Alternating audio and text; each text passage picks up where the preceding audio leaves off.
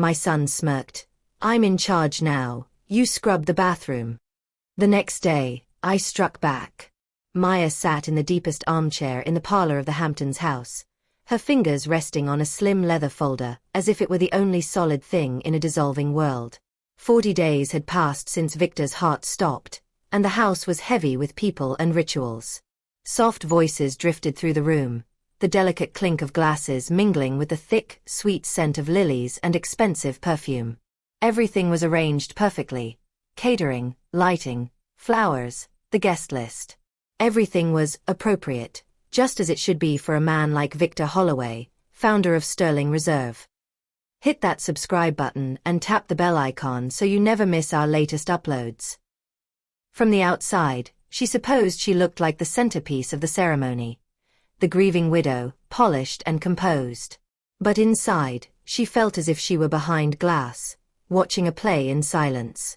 People approached, one after another, repeating the same lines as if reading from a script. Maya, stay strong. He was an extraordinary man. What a terrible loss. She nodded, thanked them, lifted the corners of her mouth into something that passed for a smile. Their eyes didn't see her, not really. They saw an accessory to Victor, the perfect hostess who chose the right tablecloths, arranged flawless dinner parties, remembered everyone's preferred wine. None of them had any idea that those quiet evenings by the fire, while glasses chimed and conversation murmured around the table, were when the most serious decisions were actually made. None of them knew it was she who stayed on the phone for hours with Belgian chocolatiers and French artisans, talking not about clauses and pricing, but about their children, their gardens, their aging parents' health. Victor called it her social glue. I build the walls, Maya, he used to say, kissing the top of her head. You turn them into a home. Without you, it's just a stone box. Now the box felt hollow. The folder in her lap contained the one thing no one else in that crowded room knew about. The notary, an old family friend, had given it to her privately after the formal reading of the will. The estate, the penthouse, the investments, those had been neatly divided between her and their son, Grant. The company, however, had not even been mentioned in that official document. Its fate lay in this separate packet of papers, in a short, precise text she had only skimmed once in the notary's office, then shut quickly because it felt like reading about a future she wasn't ready to face. 100% of Sterling Reserve shares, assigned to her sole ownership. Victor's last act of trust. Her thumb stroked the leather absent-mindedly. It felt more real than the condolences, more solid than the pitying glances. Poor Maya. How will she manage? Victor handled everything. She was only the wife. She heard two women whispering near the fireplace. She didn't flinch. They were only speaking aloud what everyone else thought. Maybe even what her own son believed. Her gaze drifted through the crowd until it found him. Grant wasn't mourning. He was performing. He stood in the center of a cluster of senior executives, his hands carving the air as he spoke, his expression a carefully curated mix of seriousness and ambition. He adjusted his tie the way Victor did, planted his feet the way Victor did, smiled the way powerful men smile when they're already imagining tomorrow's headlines. He patted Arthur Vance, the chief financial officer, on the shoulder with a familiarity that bordered on ownership. He wore his father's future like a suit that didn't quite fit yet, but he clearly believed he would grow into it. Victor adored their son, but he had never been naive. He's got my drive, Victor once told her quietly, late one night in the study. But not your heart. He reads numbers, not people. I'm afraid one day that will break him, or worse, break what we built. As if sensing her glance, Grant excused himself from his circle and walked toward her. Arthur followed at a respectful half-step, like a shadow. Mom, Grant said, stopping in front of her and blocking the lamplight. His voice, usually so reminiscent of Victor's tone, carried a new hardness, a metallic ring she had never heard before. We need to talk. He didn't wait for permission.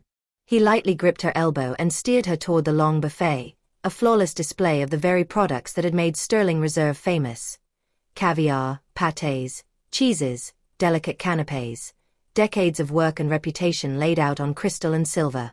"I've been thinking," he began, snagging a canopy without looking at it. "Starting tomorrow, I step in officially.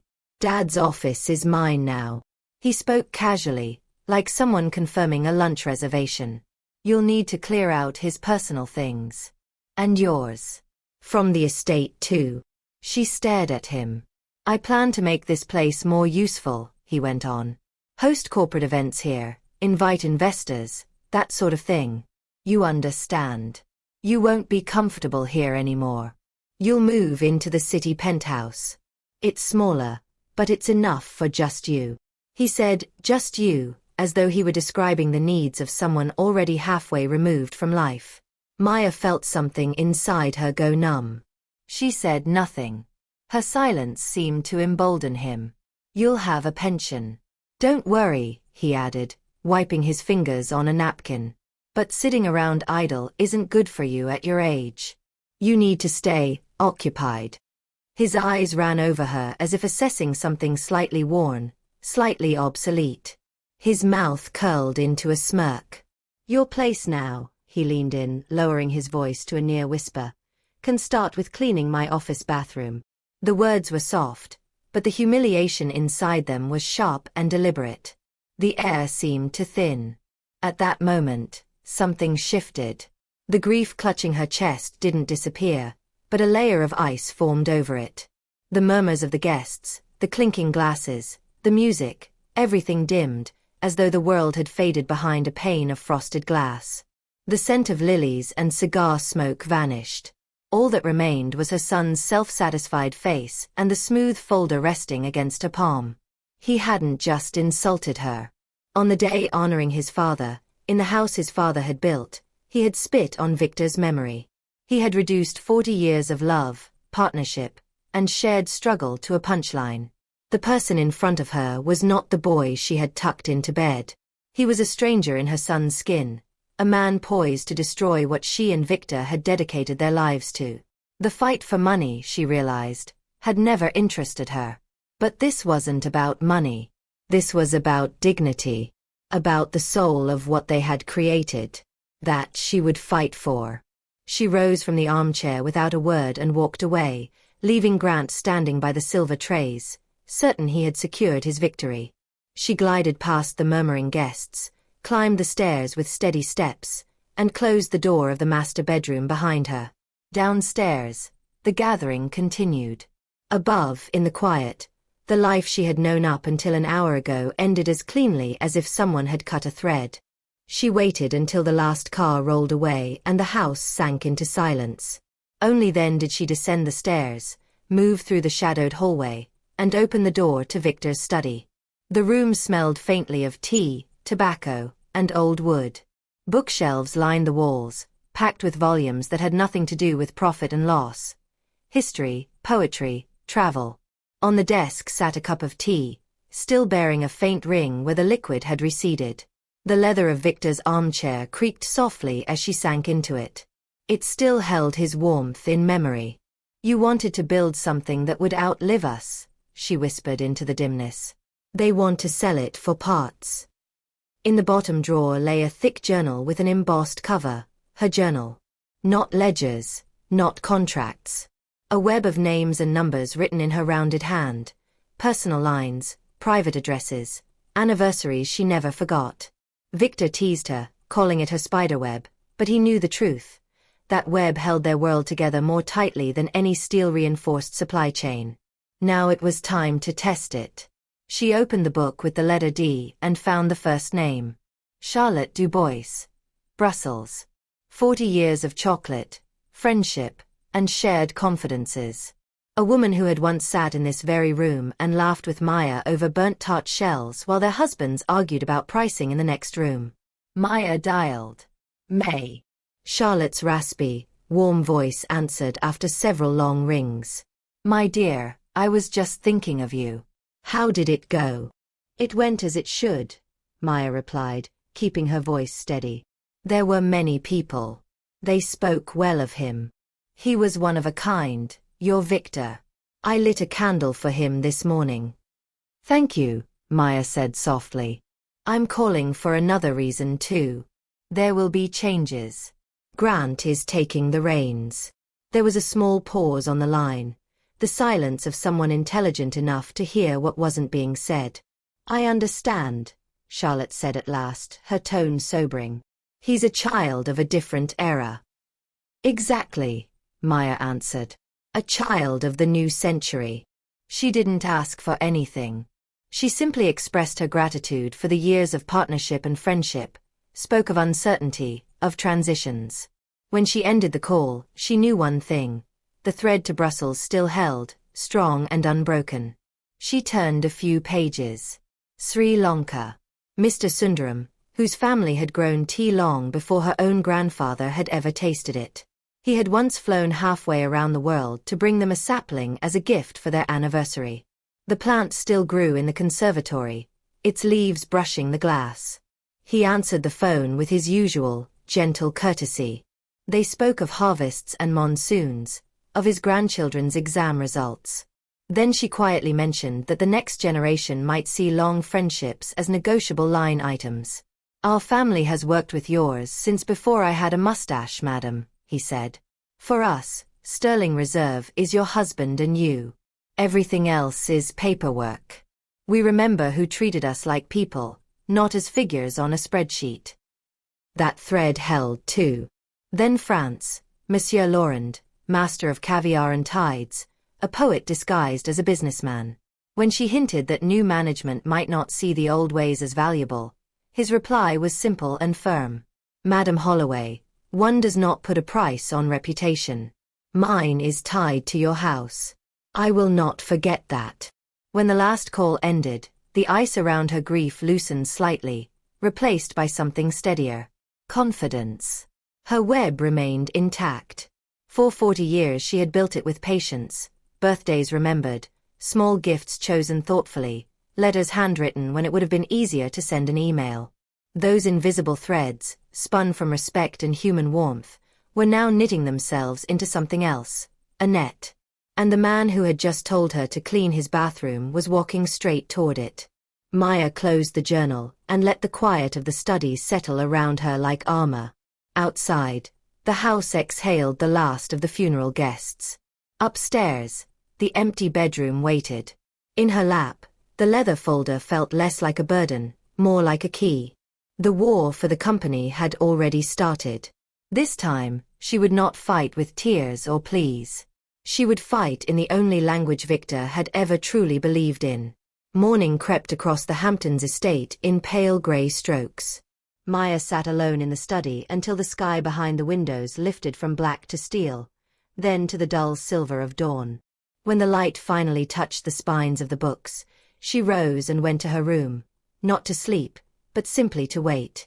Somewhere across town, Grant was dressing in an expensive suit, rehearsing his first speech as the new head of Sterling Reserve. Somewhere else, Arthur was checking numbers and reading over documents he shouldn't have had in the first place. She imagined their morning clearly, not because she was guessing, but because she knew them. Knew their rhythms, their vanities, their illusions. At 9 o'clock sharp, Grant would stride into the building that smelled of tea, chocolate, polished wood, and time. The scent of everything his father had worked for. He would pass the glass doors without noticing the tiny nods of employees who had known him since he was a teenager. He would see them as a background, not as lives. Ms. Davis, Victor's secretary since the earliest days, would greet him at reception, red-eyed from the memorial. Mr. Holloway, please accept my condolences, she would say. I appreciate it, Ms. Davis, he would answer crisply, already glancing down at his phone. Black coffee. No sugar. And send Mr. Vance in. He would go into Victor's office, the office he had dreamed about sitting in since he was old enough to understand what power meant. The first thing he would see on the wall would be the portrait of his father. Calm, wise, with that mischievous glint in the eyes. To Maya, that portrait had always been like a second heartbeat in the room. To Grant, that morning, it would look like a relic. He would take it down, not out of hatred, but out of simple, thoughtless arrogance. Lean it carelessly against the wall, canvas face turned to the corner. In its place he'd hang his own photograph. Sharp suit, predatory smile, gaze tilted upward as if nothing in front of him mattered as much as whatever he imagined above it. Then Arthur would shuffle in, shoulders slightly hunched, hands clasped like a humble servant with a wolf's brain. "Mr. Holloway," he might say, lips curling into a sympathetic smile. "You're in your rightful place. Your father would be proud." Grant would wave the words away. "Let's not pretend, Arthur. Dad was brilliant, but sentimental. We don't build empires on handshakes and feelings anymore. It's time to cut the dead weight." He would drop into Victor's big leather chair, which would still be too large for him no matter how straight he sat. But he wouldn't feel that. He would only feel the thrill of finally being the one in charge. "We start with procurement," he would announce. "It's absurd that these small family suppliers have dictated their terms for decades just because they tell stories about tradition and artisanal methods." Arthur, smelling an opportunity, would lean in. "Those long-standing relationships are costly," he'd say. "There's no denying that." "Exactly," Grant would reply, eyes shining. "Prepare an email to every major supplier. Chocolate, tea, caviar, all of them. Standard language. New leadership. New policy. Effective immediately. A 20% reduction in prices across the board. Either they accept, or we move on to cheaper alternatives. No more special treatment. No more long lunches and sentimental phone calls. This is business." Arthur might hesitate, just for a second. Even his well-trained opportunism would recognize the risk. "Some of them are sensitive, Grant," he'd murmur. "Your father invested years into these partnerships. Your generation never understands," Grant would snap, laughter cold and humorless. "We've been paying extra for fairy tales. My mother's tea parties don't pay shareholders. They are not friends. They are vendors. They will grumble, then cave. No one turns away their biggest client." He'd think he was being decisive, bold, efficient. He'd have no idea he had just pulled the first brick out of the foundation. From that office, from that glossy computer screen beneath his new portrait, those blunt emails went out to 3 continents. No greetings. No warmth. Only a demand and a deadline. At the estate, Maya tended orchids in the conservatory, carefully freeing their roots from old soil. Victor had once said they reminded him of her. Delicate to look at, impossible to break. The quiet work steadied her hands and her thoughts, even while she knew that somewhere downtown, the first wave of damage was already rolling out. When the phone rang and she saw the Brussels number, she didn't jump. Her pulse quickened, but her hand was steady as she answered. "May." Charlotte's voice was no longer warm and playful. It was clipped, bracing, controlled only by discipline. "I just received a message from your son." "I know," Maya said. "It is not a message," Charlotte spat. "It is an insult. After 3.5 decades, he reduces everything to a few lines about revised pricing structures and a command.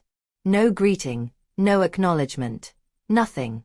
Does he think we're some faceless factory? My grandfather built our first copper kettles by hand." Maya let her friend's anger pour out. It wasn't hysteria. It was grief in armor. "Victor trusted me," Charlotte continued, her voice trembling. "He trusted our craft. We worked on a handshake long before we ever signed a single contract. And this boy thinks he can squeeze us like toothpaste. I've already drafted a termination letter, May. My chocolate will not be stamped with your name under these conditions." "I understand," Maya said quietly. "And I am sorry you had to see that." "I'm not calling for an apology," Charlotte replied. "I'm calling because of something else." An hour after his demand, I received an inquiry from a legal department. A large conglomerate. Omnicore Holdings. They wanted details about our exclusive contract with Sterling Reserve. Because, they said, they are in the final stages of acquiring your company. The orchid pot slipped from Maya's hands and shattered on the tiles. Soil scattered, roots exposed. but she barely saw it. It was as if the world had narrowed into Charlotte's next words. "They want to be sure that my contract remains in force once they own you," Charlotte said slowly. "They are checking if the assets they plan to buy still have their jewels." Omnicore. The name alone made Maya's skin prickle. She had heard Victor rant about them more than once. Their entire model was built on swallowing old brands, stripping them of everything that made them unique, replacing craft with mass production, and selling the hollowed-out name back to the world. "They don't make anything," Victor had often said bitterly. "They only devour. They turn legacies into logos." Now, her son and the man who called himself a family friend wanted to sell Victor's life's work to those very grave diggers. They weren't simply trying to push her aside. They were trying to cash out, to hand over his reputation for a personal payday. Everything suddenly aligned: the haste, the arrogance, the eagerness to optimize. The demand for immediate price cuts wasn't just greed. It was stage dressing for a sale. A pre-auction polish. "They intend to sell sterling," Maya said aloud, more to herself than to Charlotte, "along with everyone attached to it." "What is going on over there, May?" Charlotte asked, her voice now carrying something worse than anger: fear. "What's going on," Maya replied, staring at the spilled soil, "is that people who never created the house are trying to burn it down and sell the ashes." She knelt, gently lifting the exposed orchid. The roots were still firm, still alive. That was all she needed to know. "Charlotte," she said softly, but her tone was iron. "Don't send your termination just yet. Do something else instead. Call everyone. Tell them about Omnicore's inquiry. Tell them what's about to be done to their names, their reputations. Make sure they all know that they are listed on a secret price tag." There was a small, sharp inhale on the other end of the line. "I hear you," Charlotte said. "I'll speak with Sundaram. With Laurent. With all of them. If these people think they'll have a feast on our graves, let them choke on the first bite." When the call ended, Maya took her garden shears and walked out among the roses. She trimmed away dried petals and old branches, each snip as precise as a signature. In her mind, the invisible lines of her network lit up from Brussels to Colombo to the French coast and beyond. News traveled faster than any official memo, not of market shifts or policy updates, but of betrayal. While she deadhead roses, somewhere in a glass tower, Grant flipped through a pitch deck with Omnicore's executives and introduced them to charts swirling with fake promise. And right in the middle of that shining presentation, Fate walked in wearing work boots and a name badge. In a conference room high above Manhattan, surrounded by glass walls and cold light, Grant stood at the head of a polished table, feeling invincible. 3 representatives from Omnicore sat facing him, virtually interchangeable in their sharp suits and flat, practiced smiles. Their eyes flicked from the screen to his face and back again, never betraying much. "As you can see," Grant said, laser pointer sweeping across a slide filled with ascending lines and neat percentages, "we've already begun streamlining procurement. We're projecting a 20% reduction in purchasing costs by the end of the quarter. That alone drastically improves margins. Combined with your distribution systems, this brand becomes a powerhouse." He glanced at the Omnicore men, waiting for admiration. One of them nodded slightly. More habit than enthusiasm. "Sterling Reserve is a finely tuned mechanism," Grant continued confidently. "You're not just buying a name. You're buying a complete, optimized system." His phone vibrated on the table. Sam Jones, the warehouse manager, flashed on the screen. Irritated, Grant declined the call without so much as looking at it. "We also maintain exclusive agreements with some of the most respected artisans in Europe and Asia," he went on. "These contracts are our real treasure, and I'm happy to confirm they remain in force." The phone buzzed again. Same name. Grant's jaw tightened. Without breaking his flow, he rejected the call once more and flipped the device face down. One of the Omnicore representatives watched this with mild curiosity but said nothing. "Once this deal is complete," Grant said grandly, "you'll have not just a luxury line, but a legacy property with global potential. Together we can. The door burst open. Sam Jones stumbled into the room in his worn work jacket, breathing hard. His presence in this sleek space was like a hammer blow. "Mr. Holloway," he blurted, ignoring the stares. I'm sorry to interrupt, but it's urgent." Grant's humiliation came as a flush rising angrily in his face. "Sam, what do you think you're doing?" he hissed. "Get out. I'm in a meeting." "It's the shipments," Sam stammered. "All of them. They've been stopped." The words hung in the air for a beat. "What?" Grant said, his voice suddenly thin. "The port called," Sam rushed on. "And we've received official notices. The chocolate, the tea, the caviar. Every major supplier has cancelled contracts and refused shipments. Cargo already at sea is turning around. We have nothing coming in, sir. Nothing." Silence slammed into the room. The slide behind Grant still glowed with bright promise. Profit curves, efficiency gains, graphs marching upward. The image now looked ridiculous, like a cardboard crown sliding off a child's head. The Omnicorps representatives exchanged brief glances. Their faces did not register shock, only swift calculation, like men marking down a stock that had just crashed. One closed his laptop with a soft click. That sound cut through the air sharper than any shouted insult. "It would appear," he said calmly to his colleagues, not to Grant, "that the asset under review no longer matches the description provided." Grant's mouth opened, closed. For the first time in his adult life, words failed him completely. Sweat gathered at his hairline. He looked at Sam as if the older man had personally caused the implosion of his plans. "Gentlemen, there must be some misunderstanding," Arthur cut in quickly, toggling his ingratiating mode to maximum. "This is a temporary disruption. We appreciate your time," one of the Omnicorps men interrupted politely, already rising from his chair. "But it seems the conditions under which we engaged in these talks have changed. We'll be in touch if our interest resumes." Their handshakes were brief, cool, distant. Within minutes they were gone, and the room was left with only 3 people. A warehouse manager who looked sick to his stomach, a CFO whose eyes were suddenly darting like a trapped animal's, and a son whose empire had evaporated mid-sentence. On the screen, the word growth shone beside a green arrow pointing up.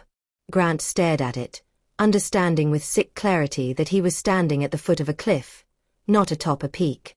Back at the estate, Maya was in the rose garden when the car tires shrieked at the gate. She didn't stop working. The sun warmed her shoulders. Bees hummed lazily among the blooms. She wore a simple gardening apron, shears flashing in her hand as she clipped away wilted petals, letting them fall.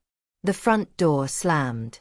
Heavy footsteps cut through the house, out onto the terrace, and down the gravel path like approaching thunder. "Mom!" Grant's voice cracked across the garden. "Where are you?" She carefully snipped one more fading rose and set it into the basket before straightening. They appeared at the bend in the path, Grant wild-eyed and flushed, his tie yanked loose, his jacket open, Arthur behind him with a folder clutched in white-knuckled fingers. The expensive suits looked strangely out of place among the flowers. "What did you do?" Grant shouted, not bothering with greetings. "What did you say to them?" Maya turned toward him, her expression calm, almost serene. "To whom?" "To the suppliers," he exploded. "To Charlotte. To the tea man, the caviar man, everyone. They've all cancelled. Everyone. Our contracts, our shipments. Years of agreements completely destroyed. You called them. You talked them into this. You ruined everything." Arthur stepped forward, trying to repackage panic as professional urgency. "Mrs. Holloway," he said, voice shaking but coated in forced politeness, "the company is facing a critical situation. We know you've been in contact with our partners.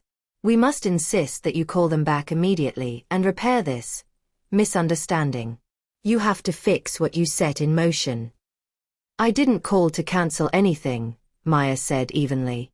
"I called to say goodbye." They both froze. "Goodbye." Grant repeated. This is business, Mother. You don't just say goodbye to contracts. You still don't understand, she answered quietly. She set the shears into the basket and met his gaze. You thought your father's company was a sum of buildings, spreadsheets, and logo designs. It was never that. It was people. Trust. Lines woven over decades. You tried to cut those threads with the dull knife of a bulk email. They simply chose not to tie themselves to you. That's not how it works, he snapped, sounding more like a frightened boy than a confident executive now. They'd never throw away that kind of money over feelings. You convinced them. You poisoned them against me. All I did, Maya replied, was tell them the truth. That you demanded they cheapen their work. That you treated them like interchangeable parts. And that you intended to sell their names, along with your father's, to Omnicore. The name hit the air like a dropped stone in a still pond. Grant's eyes went wide, the color bleeding from his face. Arthur's mask slipped entirely for a second.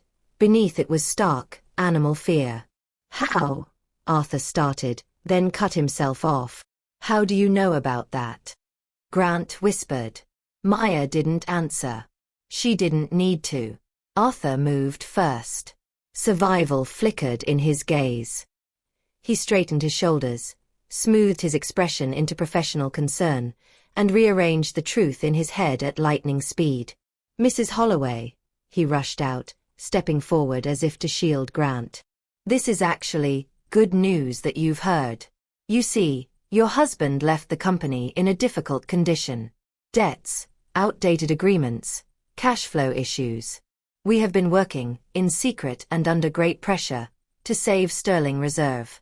The negotiations with Omnicore were not a betrayal, they were a rescue. We wanted to stabilize everything before alarming you. Yes, Grant cut in eagerly, grabbing the lifeline. We were trying to fix Dad's mess. We didn't want to worry you until it was done. But now our chance may be slipping away. If you don't help, the company could collapse. Arthur quickly opened the folder he'd been gripping and pulled out several pages. He held them out to her with both hands. These are emergency documents, he said, the words tumbling out. A power of attorney from you to Grant. It will give him the authority he needs to revive the Omnicore deal and prevent bankruptcy. You must sign them today. Right now. If you refuse, you will personally be responsible for destroying your husband's life's work. The threat was wrapped in legal phrasing, but it was a threat all the same. They still thought she was the woman they'd chosen to see, ornamental, sheltered, easily frightened by unfamiliar terminology. They thought they could press her panic button with a few technical phrases and a raised voice, the way one might corner a bird and force it into a smaller cage. She didn't even glance at the papers. Instead, Maya walked to the bench, set down the basket of roses, and picked up the slim leather folder she had carried ever since the memorial. She traced its edge with her thumb, then turned back to them. You're asking me to entrust the company to my son, she said softly. But I already know to whom it belongs. She stepped forward and held the folder out to Arthur. Go on, she added. You like reading documents. Read this one. He hesitated, every instinct screaming that this was wrong, but curiosity and habit compelled him. He took the folder and unfolded the pages. At first, his brow simply furrowed. Then his shoulders drooped. His lips parted. His eyes darkened with understanding. Grant leaned over his arm. What is it? He scanned the first lines. The blood drained from his face as if someone had opened a hidden valve. It was short and clear, a separate legally binding directive from Victor, assigning full and sole ownership of sterling reserve, every share, every right, to his wife, Maya. Not to be shared, divided, or overruled. For the first time since the funeral, Maya felt something like silence inside herself. No whirling thoughts, no tangled grief, just stillness.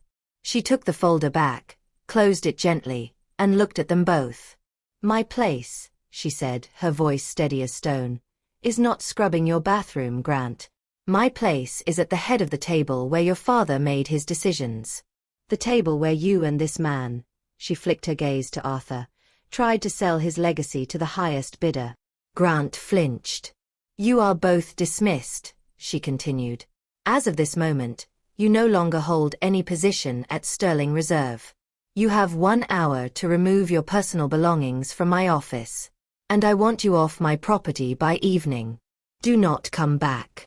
She turned away and picked up the basket, the shears glinting atop the roses. She didn't watch them leave. The crunch of gravel, the slam of car doors, the roar of the engine, all of it faded behind her as she moved back toward the bushes. Behind her, a life built out of greed and illusion was collapsing. In front of her, a single rosebud waited to open. The next morning, Maya stepped through the glass doors of Sterling Reserve not as someone's +1 or as the founder's wife, but as the owner. The lobby smelled as it always had: tea, chocolate, old wood polish, and the faint sweetness of pastries from the downstairs cafe. But there was something different in the way people looked at her. Less automatic sympathy, more cautious hope. Ms. Davis met her at the entrance. The older woman's eyes were rimmed red again, but this time with something that looked suspiciously like relief. "Good morning, Mrs. Holloway," she said. Her hands trembled slightly as she took Maya's coat. No long speeches. No dramatic vows. Just the quiet loyalty Maya knew she could count on. She walked straight to the corner office. Grant's glossy photograph still hung where he had placed it. It looked cheap and cold against the paneled wall. Without ceremony, Maya lifted it down and handed it to Ms. Davis. "Please dispose of this," she said simply. In the corner, Victor's portrait leaned against the wall where it had been exiled. She picked it up as if it was something fragile, brushed away a faint trace of dust, and hung it back over the desk. His painted eyes met hers with a familiar calm. "We're not done yet," she told the portrait quietly. "But I think we've stopped the worst of it." She summoned the department heads and legal counsel. They gathered in the conference room, wary and tense, as if expecting another shock. Maya didn't give a rousing speech. She didn't try to imitate Victor's booming humor or corporate charisma. "As of today," she said, "I am assuming the role of chief executive, in accordance with my husband's final directive. All directives issued by Grant Holloway in the last days are null and void." No one protested. Some shoulders visibly relaxed. A few eyes even shone with something like gratitude. Then came the paperwork, the part of the fight that would leave no room for doubt later. The first letter, short and icy, went to Omnicore's legal department. It stated that Sterling Reserve had never formally engaged in any binding merger discussions, that no officer or employee currently had authority to do so, and that any further attempts at acquisition would be considered hostile. It was the kind of letter Victor himself would have enjoyed writing. The second packet went to Maya's attorney, instructions to launch a formal investigation into the actions of former CFO Arthur Vance, including potential fraud, breach of fiduciary duty, and deliberate attempts to devalue the company for personal gain. Maya didn't feel vindictive pleasure as she signed it. She felt something closer to responsibility. There had to be consequences, not out of spite, but to show that the house had a spine. That afternoon, she did something she hadn't done in years: packed a small suitcase and booked a flight. No assistants, no entourage, no board agenda. Just her and a sturdy leather bag. She flew to Brussels. That evening, sitting at a small table outside a cafe in the Grand Place, she watched the lights turn the old stone gold. The air smelled of waffles, chocolate, and rain on cobblestones. Charlotte arrived with her usual brisk steps but stopped short when she saw Maya sitting there alone, a simple scarf over her shoulders instead of her usual carefully curated hostess outfits. They talked about everything but business at first. Their husbands, the aches in their knees, the speed with which grandchildren grow, the shock of realizing you've suddenly become the older generation in the room. Only when the plates were cleared and the wine was nearly gone did Charlotte lean closer and take Maya's hand. "You did it," she said. "No flattery, no theatrics. Just a statement. You didn't let them turn our memories into a brand asset. Victor would be proud." I just stopped the bleeding, Maya replied. The real work is ahead. You also started something new, Charlotte said, eyes glinting. You didn't come here just to drink my wine. Maya smiled. I came to test a recipe. Months later, back in the tasting room at headquarters, long tables were laid out with neat rows of small glass jars, each filled with a pale gold preserve that caught the light like a sunset. The room buzzed, not with investors or analysts, but with people she genuinely cared for. Charlotte from Brussels, Mr. Sundaram from Sri Lanka, Monsieur Laurent from France, others from Italy and Spain, each representing a piece of the mosaic that was Sterling Reserve. They weren't there as vendors. They weren't there as stakeholders. They were there as guests. On the table sat spoons, crackers, and notes. The jars contained a new product, a pear confiture that combined Belgian fruit, a whisper of Sri Lankan cinnamon, and a small amount of French brandy. It was new, but built entirely on their shared history. Maya picked up one of the jars and held it up. This, she said, her voice steady but warm, is our first creation since everything. Made from your orchards, your plantations, your waters. We've always put your names in small letters on the back. Today, I'd like to do something else. She turned to Charlotte. We'll call it Charlotte, she said. Not just for the fruit, but for the friend whose anger shook me out of mourning when I needed it most. For a partnership that outlasted contracts. For the idea that some bonds cannot be priced. For a moment, Charlotte could only cover her face with one hand, laughing and crying at the same time. The room broke into applause, not thunderous, but sincere. As they tasted, as they argued over small adjustments and laughed about spilled sugar and ruined test batches, Maya stood a little apart and watched. The company her husband had dreamed of was still here, but something had changed. It no longer felt like she was standing in his shadow. She had carved out a place of her own. Later, in a voiceover recorded for a video about the Charlotte, she told the story, not with legal terms and balance sheets, but with images and choices. She spoke about a son who tried to turn legacy into leverage, about a widow who was supposed to shrink quietly into the background, about artisans on 3 continents who decided that their honor was worth more than a line on an invoice. She did not hide the difficult parts. She did not pretend that cutting her only child off from the company, and from her life, had been easy or clean. The wound of that choice still existed, throbbing quietly in the background. Did I do the right thing? She asked the invisible listener at the end of the story. I protected the soul of what we built, but I lost my son in the process. Perhaps he'll see, one day. Perhaps he never will. Justice has a price. So does mercy. The narration paused, then continued more softly. In any case, this isn't just a story about contracts or corporate control. It's about what we choose to value when our world is shaken. Money or memory, image or integrity. Some treasures can be sold and replaced. Others, if we let them be taken, are gone forever. The video faded out on the image of Maya standing in the garden, lifting a repotted orchid back onto its shelf. Its roots had survived the fall. Given new soil and care, it had started to grow again, leaves glossy, a new bud forming at the top. The question she left the viewers with was simple, and she meant it. If you were in Maya's place, the narrator asked, would you have done the same? Was she right to cut her son off to save what she and Victor made?